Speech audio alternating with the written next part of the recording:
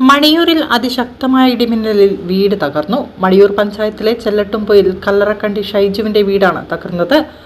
അപകട സമയത്ത് വീടിനുള്ളിൽ ആളുകൾ ഉണ്ടായിരുന്നെങ്കിലും അത്ഭുതകരമായാണ് വൻ ദുരന്തം ഒഴിവായത്. ഇന്ന് ഉച്ചയോടെയാണ് സംഭവം നടന്നത്. തുറശ്ശേരി മുക്കിലേക്കുള്ള റോഡിലെ കല്ലറക്കണ്ടി ഷൈജുവിന്റെ വീടാണ് ഇടിമിന്നലിൽ തകർന്നത്.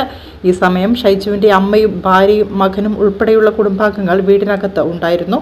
അതിശക്തമായ ശബ്ദത്തോടെയാണ് മിന്നൽ പതിച്ചത്. തലനാരിഴയ്ക്കാണ് കുടുംബം പരിക്കേൽക്കാതെ രക്ഷപ്പെട്ടത്. മിന്നലിന്റെ ആഘാതത്തിൽ വീട്ടിലെ മീറ്റർ ബോക്സ് ഉൾപ്പെടെയുള്ള വയറിംഗ് പൂർണ്ണമായും കത്തിനശിച്ചു. ഫാൻ, മിക്സി തുടങ്ങിയ ഇലക്ട്രോണിക് ഉപകരണങ്ങൾ ഉഗ്രശബ്ദത്തോടെ പൊട്ടിത്തെറിക്കുകയായിരുന്നു.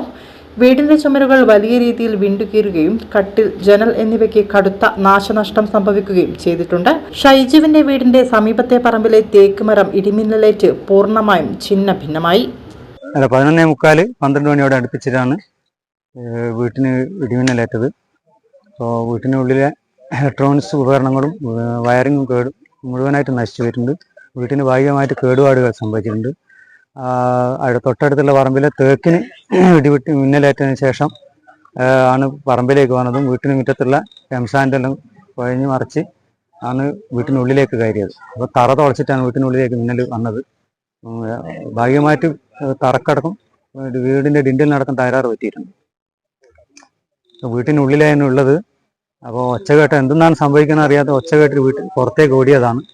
കാമണിക്കൂർ കഴിഞ്ഞതിന് ശേഷം ആണ് ചെന്നത്. ഭയങ്കര പുകയായിരുന്നു അന്നേരം, ഭയങ്കര ശബ്ദവും. എന്താണ് മനസ്സിലായില്ല. കുറേ കഴിഞ്ഞ ശേഷം വീട്ടിന് ഉള്ളിലേക്ക് കയറി നോക്കുമ്പോൾ മിന്നലേറ്റതാണ് മനസ്സിലായത്.